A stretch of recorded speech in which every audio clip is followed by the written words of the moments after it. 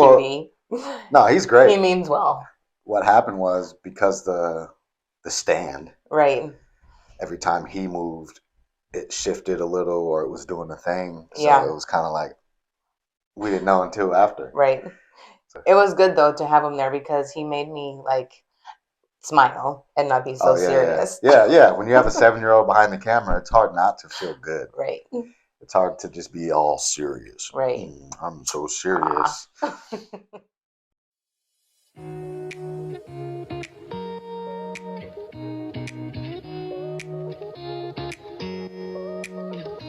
Hey, welcome back to the channel. It's Pie Talk Podcast Production, introducing Pie Talk Season 2 with yours truly, your boy Coach B, and introducing No Chill Jill.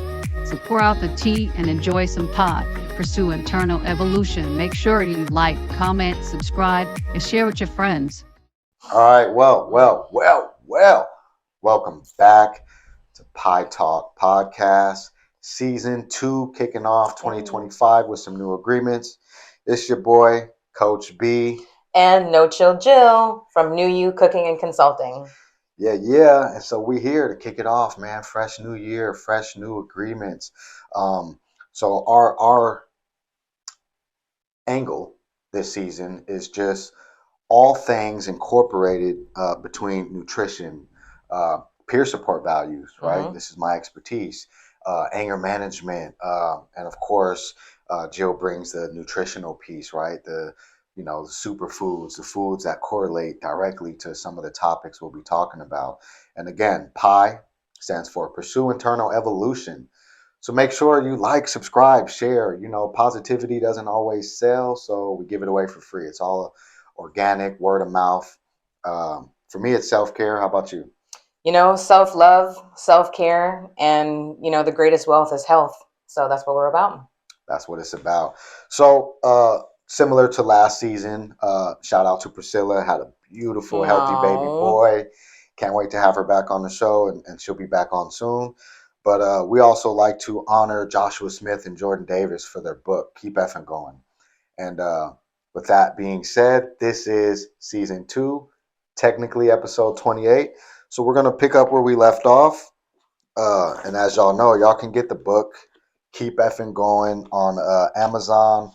Also, if you go to my website, coachb360.net, scroll down, there's a link directly to buy Josh Jordan's book there. So day 28 reads as follows.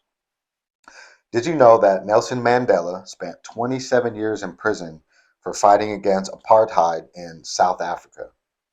He then went to become the country's first black president and a symbol of hope and reconciliation. Nelson Mandela's story is a testament to the power of perseverance and forgiveness, and a reminder that change is possible even in the face of oppression and adversity. One thing that stands out to me about that quote is, I don't think some of you know, I only opened the book to read the quotes in real time.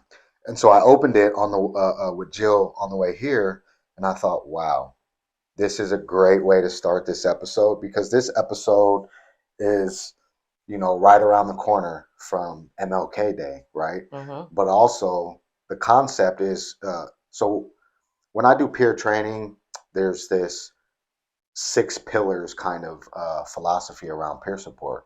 And we're going to our first 6 episodes are going to kind of incorporate those. And the first one is recovery and resilience, right? So this really speaks to that. It's like perfect timing. It's a good topic to have. So I'm going to start out asking Jill, how has resiliency played a role in your own journey of recovery and healing, and how important is it to recognize when you're being resilient, and were you able to recognize it in real time or only in retrospect?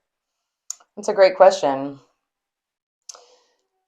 I feel like I've always been pretty resilient, just in general, and been able to recognize when I need to pivot in life. And going through my own personal health journey and personal journey of, my own internal evolution, I feel like when I was in like the most darkest time of my life, Hmm. it was a pretty dark place. So I don't necessarily recall remembering being like, yeah, I'm resilient, you know, but knowing that my character in general is pretty resilient, I Hmm. feel like I was able to persevere through the darkest time of my life, um, just by having the root of knowing that I can do anything, and mindset is everything. So it's kind of like a convoluted, answer. It's not a direct answer of yes or no. Yeah, yeah, for sure. And when you say like darkest time, right? And we're talking about the pursuit of internal evolution. Mm-hmm. And just so, we the people can get to know you a little more, Sure. right? As we start this new season out. Um, I think your story is unique and it's impactful, and sharing some of the details may be helpful for viewers to understand. Like when you say, um, darkest moments, right? Mm-hmm. Some of those trying times, what was your mindset in those times? Because now your mindset is completely different, right? Absolutely. So, what was it like? What was your mindset? What do you remember like thinking and feeling often? Mm. Like during that darkest time, Yeah. that I didn't want to be here anymore. Mm, yeah. You know, I didn't. And it was like a 2 year, you know, bout of depression that I didn't even know I was depressed until I realized, oh my gosh, I think I'm depressed. And it was from a conversation that I had with one of my really close friends. And from that moment of recognizing that, gosh, I think I'm depressed, then I was able to acknowledge that that's what I was going through. And then it was up to me to make up my mind that I don't want to feel like this and live like this one day more. So, what am I going to do to move forward with my life? Yeah. You know? Wow. Yeah, it's really interesting to hear you say that because when I was young, I really remember, feeling certain times. And I wouldn't say that I was, and this is retrospect thinking, right? Like when Mm-hmm. I really look back at it, I wouldn't say that I necessarily wanted to die, Mm-hmm. but I didn't care if the results of my actions Mm-hmm. ended up with me dying, Yeah. right? So it wasn't like it was like a weird little space where it's like I wasn't actively suicidal, at least I didn't think so. Mm-hmm. But at the same time, I didn't believe that I had a lot to keep me around. Sure. So some of the behaviors in my older life was like, fuck it, Mm-hmm. right? Yeah. And it was like I'm gonna do the thing, and if the thing just so happens where I don't survive it, I'm Mm-hmm. not scared of that because whatever, Yeah. right? And I lived in that space for a lot of years. Mm-hmm. Yeah. And and just to clarify, like I wasn't necessarily like act like I wouldn't carry out anything. Um, but it was just this, feeling of like, man, my life totally changed. I had this chronic health condition and my business suffered, and Mm, physically all these things were happening, and so it was just this. And also depression was a side effect of Hashimoto's and long-term COVID. So it was a cumulative, thing of all of these situations in one. Um, but yeah, it was definitely a interesting time in my life, and now I can understand when people are experiencing depression. I have a firsthand understanding of what they could be experiencing. And so mm, I believe that everything happens for us, not to us. And I believe wholeheartedly that I've experienced all of these, trials and tribulations in my personal life in order for me to show up and be of service to other people, because I do believe that I'm here to be a pillar of light and empowerment and education and inspiration for everyone. Yeah, yeah. Thanks for being on Pie Talk with that. Yeah. Which actually leads me to think about when you said, what was it, Hashimoto's? Yeah. And so I feel like this is a unique opportunity to bring awareness to something that I didn't know anything about until you shared it with me, right? Mm-hmm. I was incarcerated. We were talking about the various things. So if you don't mind, Yeah, let's not at go into all. that a little bit. What is it? Uh, what happened? Mm, And how'd you find out and become aware? And what did that do for the trajectory of your internal evolution? totally. So, Hashimoto's is an autoimmune condition when your thyroid is being attacked by your immune system.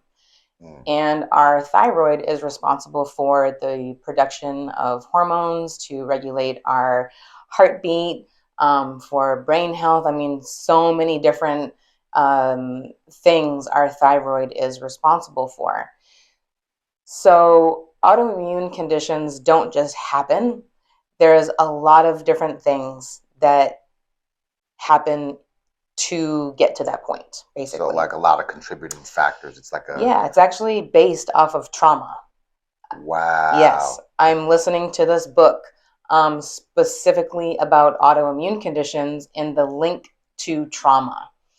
So, what happens is our gut microbiome is responsible for our immune system is located in our gut. Mm, Our gut is our second brain, and when our gut microbiome is off, it creates a lot of dysfunction in our bodies. And basically, what happened for me now that I'm piecing everything together in the whole timeline, I moved to Washington from Florida. So when I moved here 10 years ago, I moved from the Sunshine State to the gray, rainy state. okay. And I became super vitamin D deficient and I didn't know it. Um, I am allergic to mold.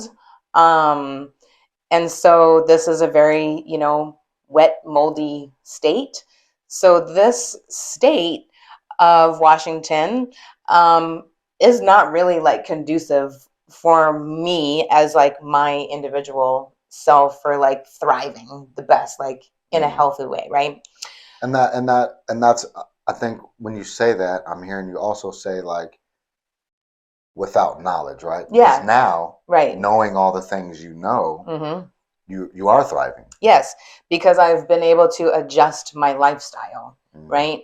I travel during the winter time and fall because I literally need to get sunshine. And I joke with friends that I'm solar powered, so I need to So is get Superman, right. So I'm Superwoman. Hello. right? um, but yeah, so anyway, when I moved here to Washington, I was married and I got a divorce.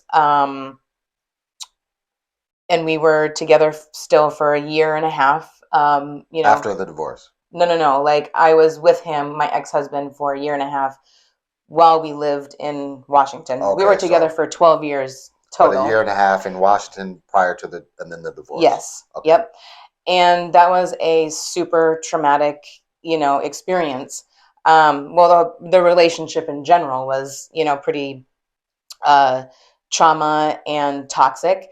So when I got a divorce, that whole process was very toxic and trauma filled, and got into another relationship right as I was getting divorced, Yeah. and carried everything, all the trauma and drama into that next relationship. And that person had a lot of their own trauma and drama. And anyways, it was a lot on my body.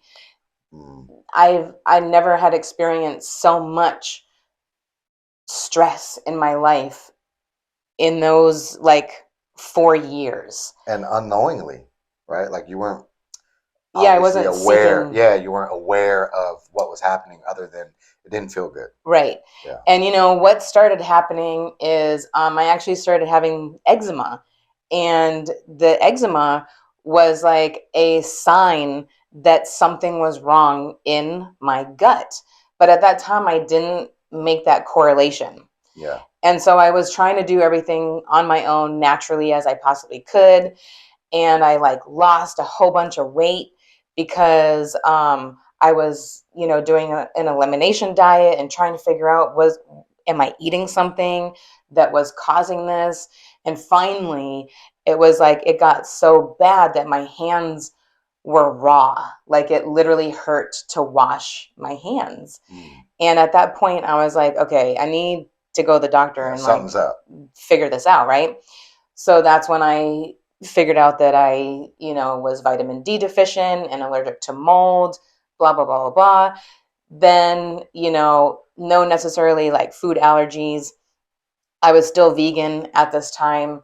And then fast forward, got kind of like some help with the eczema and whatever. It cleared up, but I wasn't fixing the root cause because I didn't know what the root cause actually was.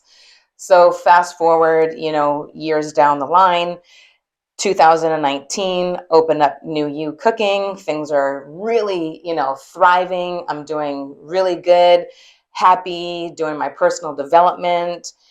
And then in 2021, in August, is when I got COVID and, took me down for about a month and had long-term COVID and experienced chronic fatigue and brain fog and muscle aches and joint pain, Wow. hair loss. My skin was this like weird, like gray color.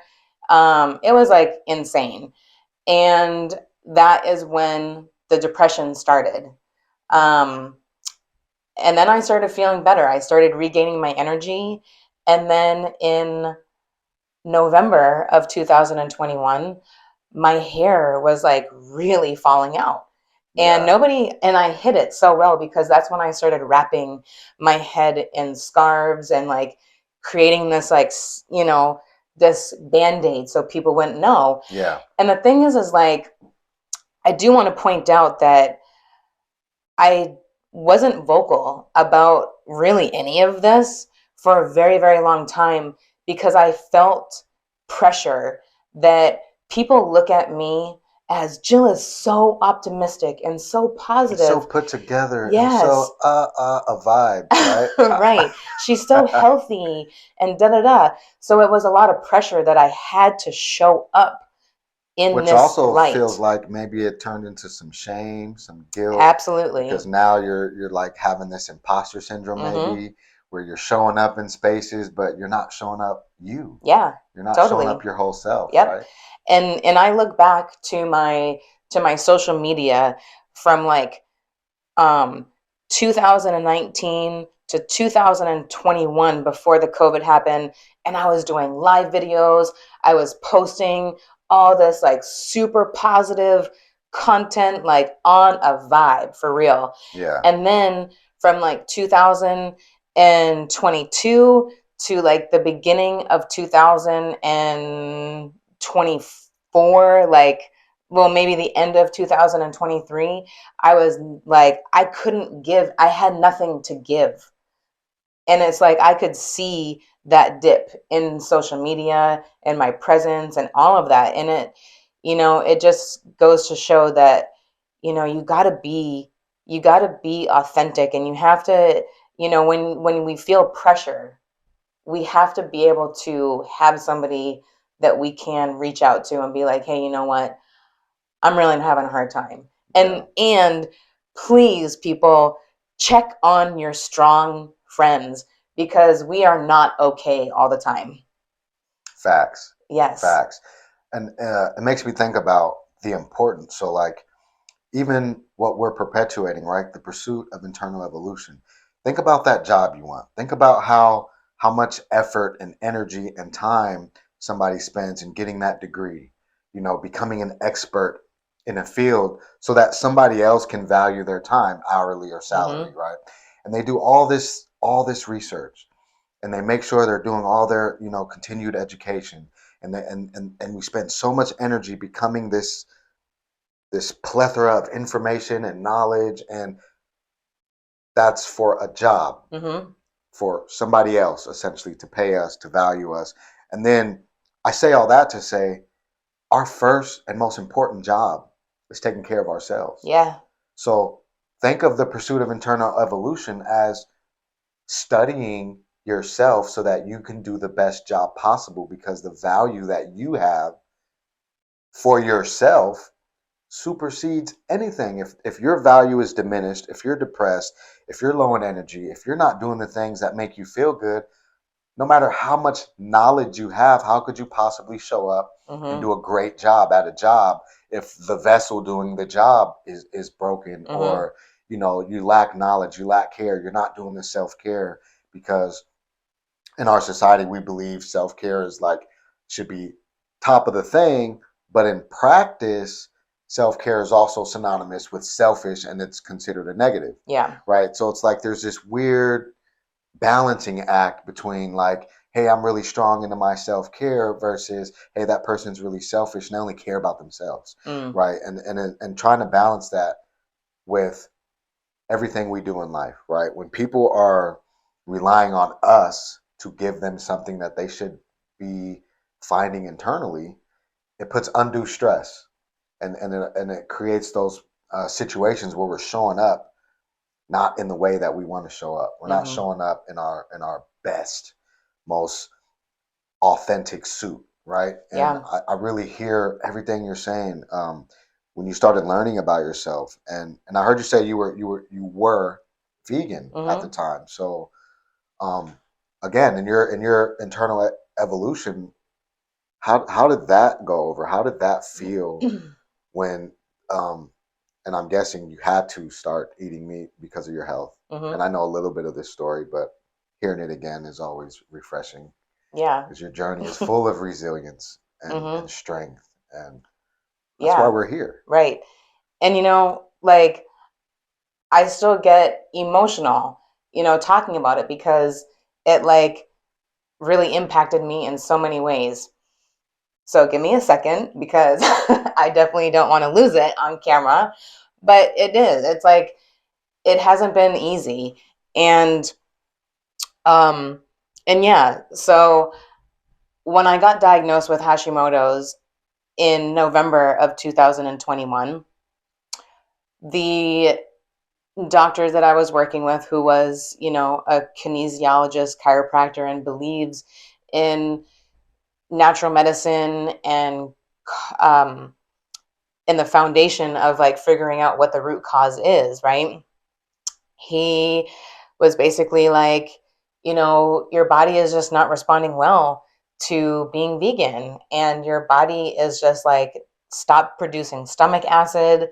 You're not absorbing any nutrients anymore because you don't have the stomach acid to absorb nutrients, and you're like malnourished. Even though that you're eating healthy, you need to really figure out like, what are you going to do?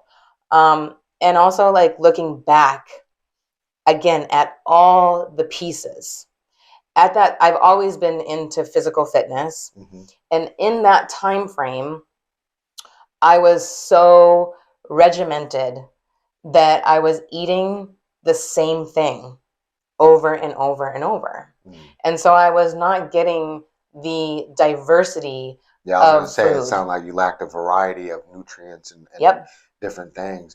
But man, it really and I don't want to really compare the two, but I'm just trying to connect um, this feeling I have, right?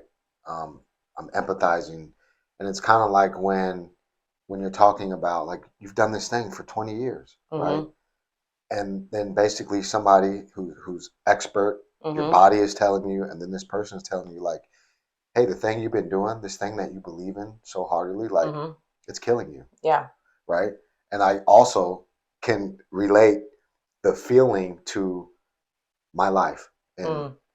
gangbanging, Mm-hmm. right? I spent so many years believing wholeheartedly in these philosophies, in these ideologies, in these things. Mm-hmm. And then it took someone telling me, hey, that thing that you believe in, that thing that you invested so much energy, it's killing you. Yeah. You're going to die in prison because of it. Mm-hmm. You're not going to be able to be successful or looked at in the way that honors your actual being and what you're put here for if you hold on to this. Right. And so I really can relate, even Mm. though it seems very disconnected. Yeah.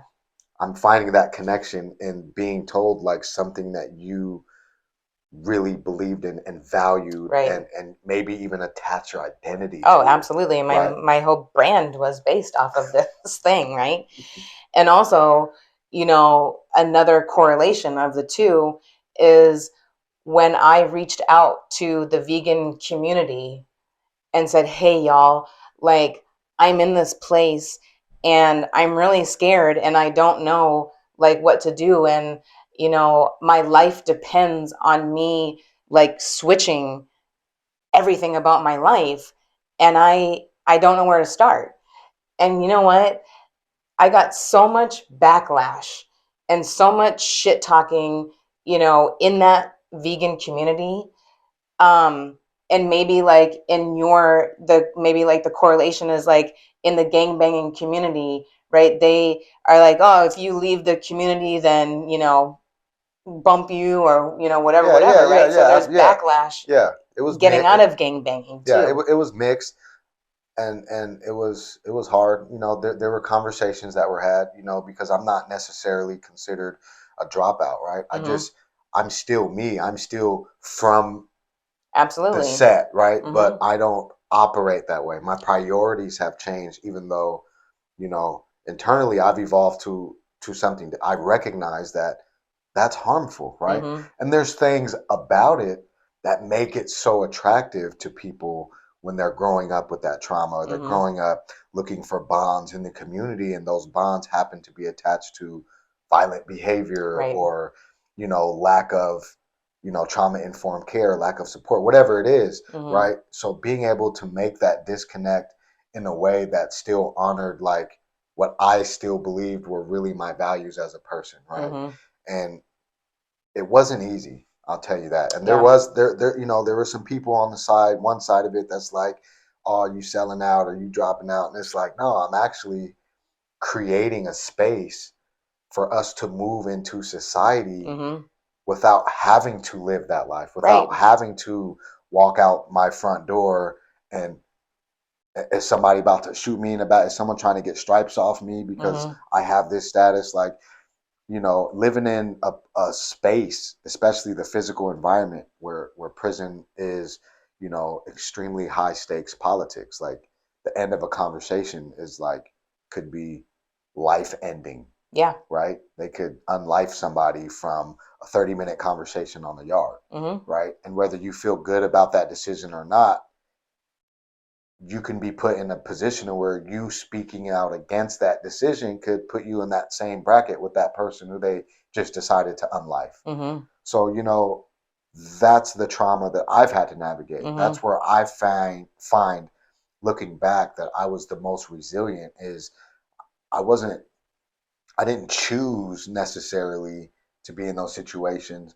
but at the same time, I chose to survive. And the Yeah. best way that I could survive was to embrace the madness around me, right? Mm-hmm. To become an integral part of the environment that could have crushed me or caused me to stay in that depressed state where I did, ideate about suicide. And I Mm-hmm. did ideate about not being here Mm-hmm. or maybe even weird negative thoughts about what happens if I don't get to finish my sentence because Mm. I die in here, Yeah. not on purpose, Right. right? Like Yeah. what, those are things that I lived with for years Mm-hmm. and years. Mm-hmm. And being able to get out and live this life right now is why I push the Yes. perpetual write your own narrative, Yep. become the best version of yourself. If you're going to study something, study you, Mm-hmm. protect your peace at all costs, Absolutely. right? Absolutely. And so, when I got a lot of backlash,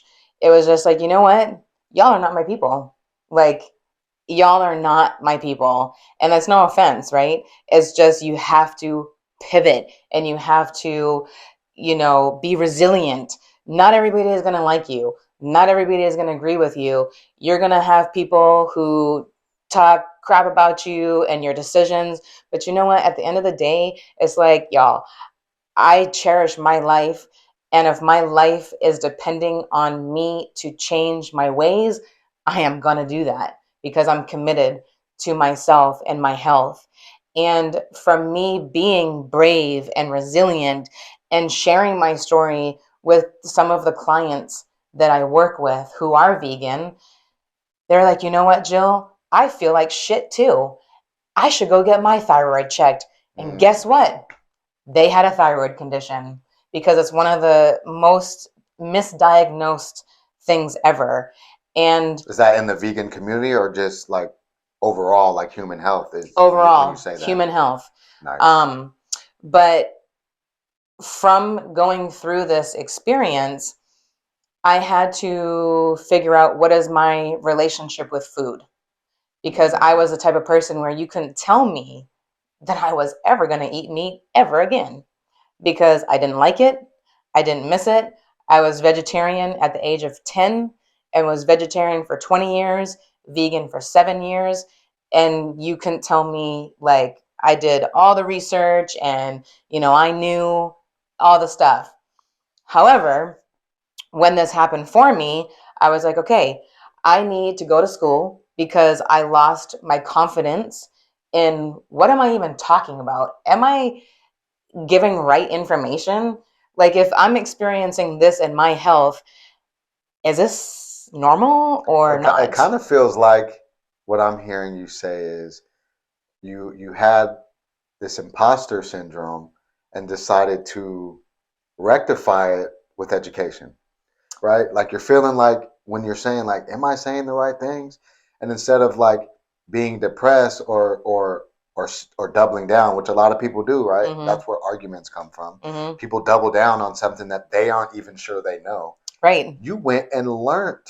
I did. And got certified and then kept practicing. Yeah. And then engaging. Right. It's exciting. And one of the like most standout things that I remember learning in school, becoming a nutritional therapy practitioner, is nowhere ever in recorded history has there ever been an all vegan culture. Never, ever. Wow. And to me, that was like, damn, for real? So what that means is almost basically what you're saying is the people that are identifying as vegan, no one's ever been 100% vegan. They actually do use meat or what I'm get saying their nutrients other is like in recorded history. Like there's no civilization, I guess that's the a more appropriate word to use. Makes sense. There's no recorded civilization that is vegan. That their whole philosophy from top to bottom was right. Like they don't, like for instance, Asian in the Asian culture, they eat tofu, they eat, a lot of soy, but they still eat seafood. So they are not vegan because a vegan is classified as you don't eat any animal products, no animal byproducts, and so on and so forth.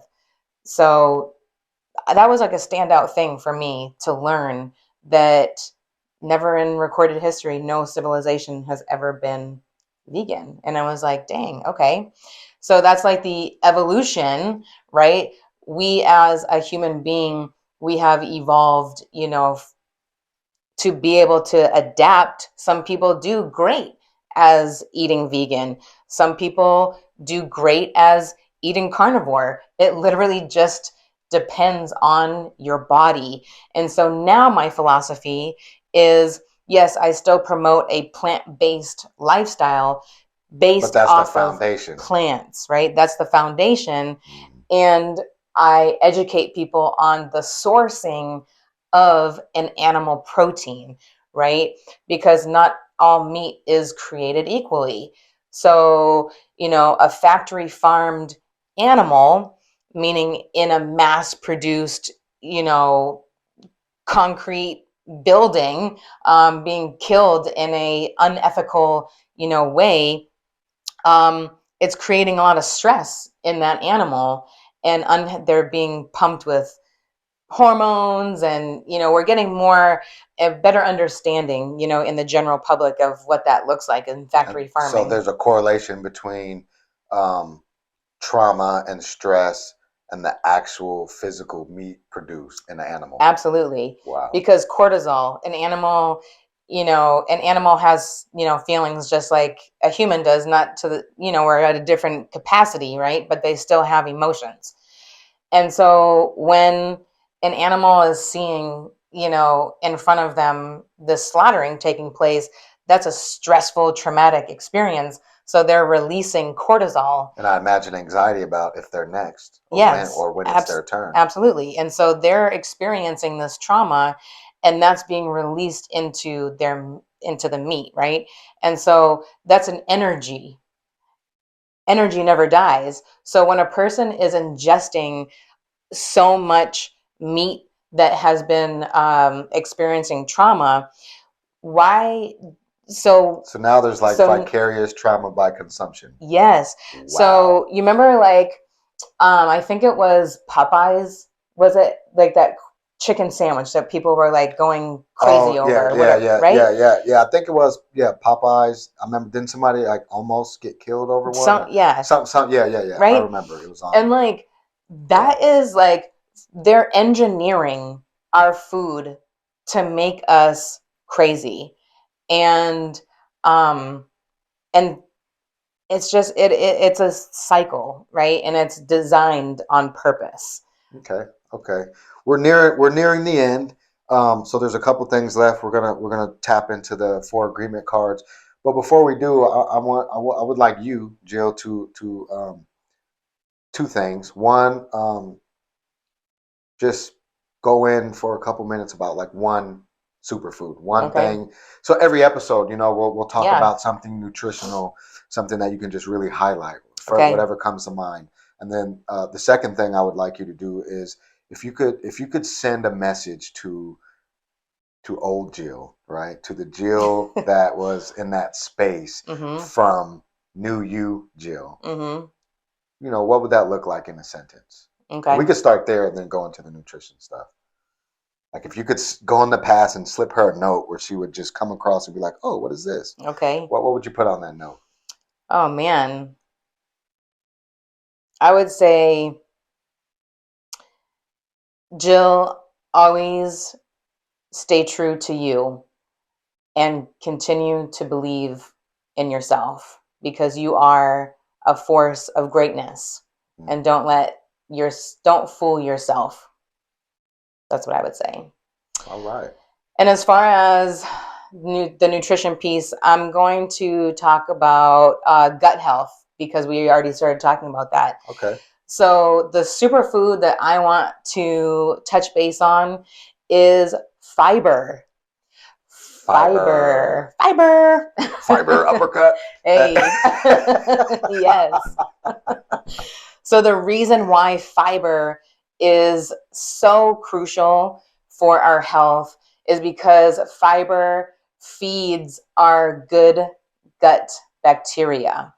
And just for a fun fact, we have more bacteria cells in our body than we do human cells.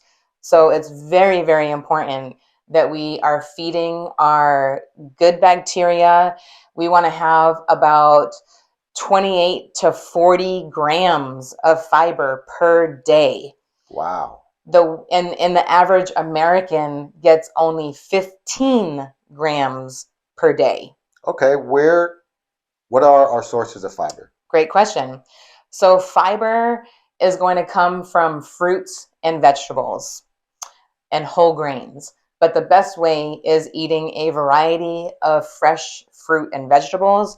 If you don't have access to fresh fruit and vegetables, frozen is just as good as fresh. Try to stay away from canned. I was just going to ask, how do you feel about the canned fruit? Stay away from... So like the plastic fruit is good, like they sell like in some grocery marts, it'd be like already cut up pineapples or watermelons. like the fresh. Fibers and all of those Yep. things. Yeah. So fiber is in like all fresh fruit and vegetables. Avocados have tons of fiber. They have like 10 grams of Yeah. fiber. My wife loves avocado. Yes. Yeah, so you definitely want to aim to get 28 to 40 grams. So eating a wide variety of fruit and vegetables is the best way to get that fiber in. Nice. I do have a Yeah. question because my kids love the little packages of seaweed. Oh, okay. What is the nutritional value of that? So seaweed is good. It has iodine because it's a sea vegetable, and iodine is important for our health. You do want to make sure that you're kind of staying away from like the seasoned seaweed Okay. because it's going to be higher in sodium.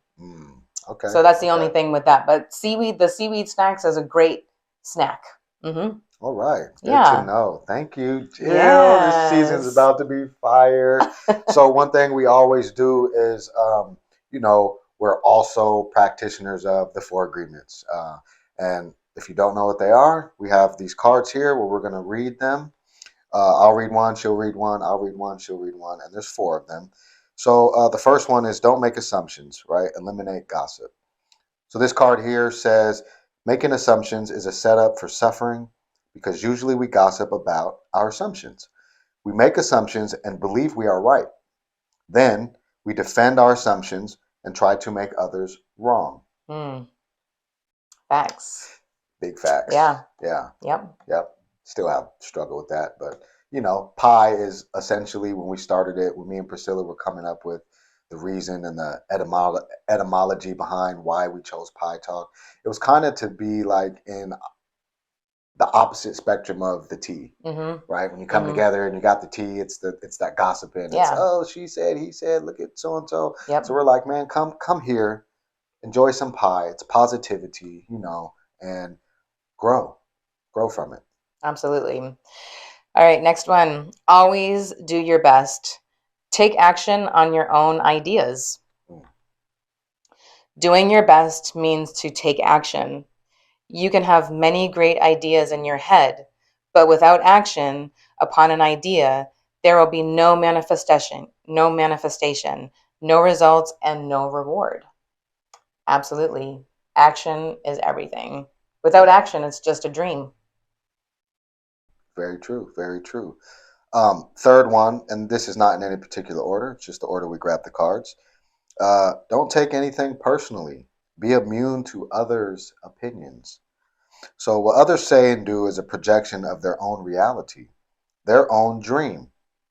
When you are immune to the opinions and actions of others, you won't be the victim of needless suffering. Yeah, I think that we should take it's great to have, people's input and opinions, but with a grain of salt, I believe. Yeah, I mean, and you don't have to agree with everything No, you somebody don't. says. You can understand, you can acknowledge, you can value what somebody says and empathize, see from their perspective. But it doesn't mean you have to take ownership. And that's when we take things personal. Is when we take ownership of what somebody else's opinion or perspective is, that's where we ingest poison that we don't have to. Yeah, so true. All right, last but not least, be impeccable with your word. Which is usually the first one. Right? Enjoying heaven on earth. Amen to that.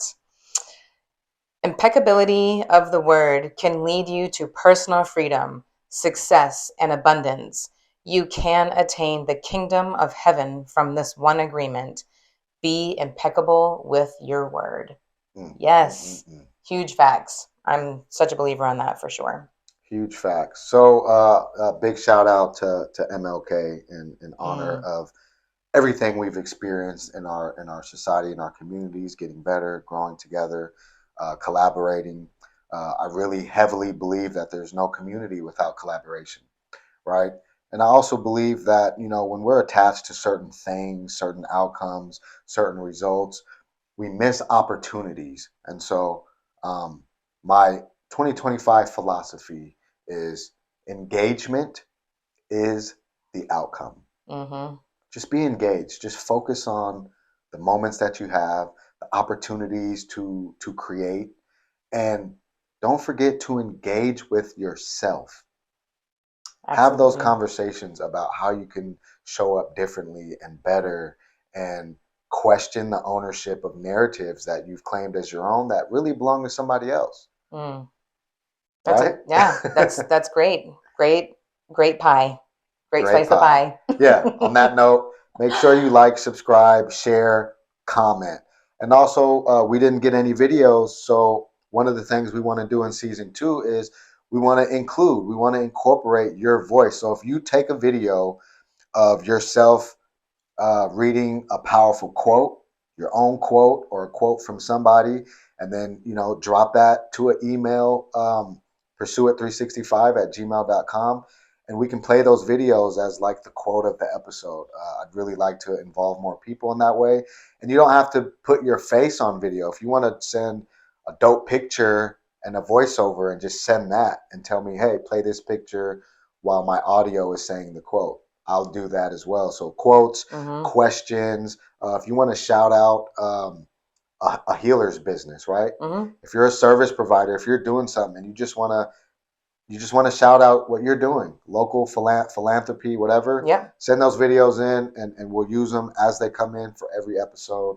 We'll have a segment for honoring our viewers and promoting awareness for things that are being done out in our communities to Yeah. help and to be of service. Yeah, and any questions, regarding anything that we've talked about in any episode, if y'all have questions pertaining to that, we're more than happy to go more in depth about that. Yeah. We really value and invite your feedback and contribution and inclusion.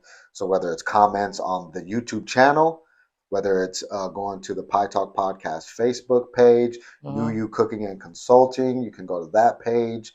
Also, CoachB360.net. You can get right to any of the links from that website. It's all about continuity, right? Collaboration, connection Yeah. over content. Yep. So it's Yeah. been awesome, man. I'm Absolutely. looking forward to the next, really to all the episodes that we're about to sit here and Me do too. over the next season. Again, thank you for following and being loyal and just being willing to indulge in some self growth, because that's really all it's about. I'm not an expert on anything other than my lived experience, and I just want to share and invite new ways of thinking about things, and being the best versions of ourselves is always a valuable endeavor. Absolutely. We have to be able to, be the best for ourselves so we can show up and be the best for everyone else around us. Yep. Pour into yourself so you can pour into others. That's right. All right. I'm out.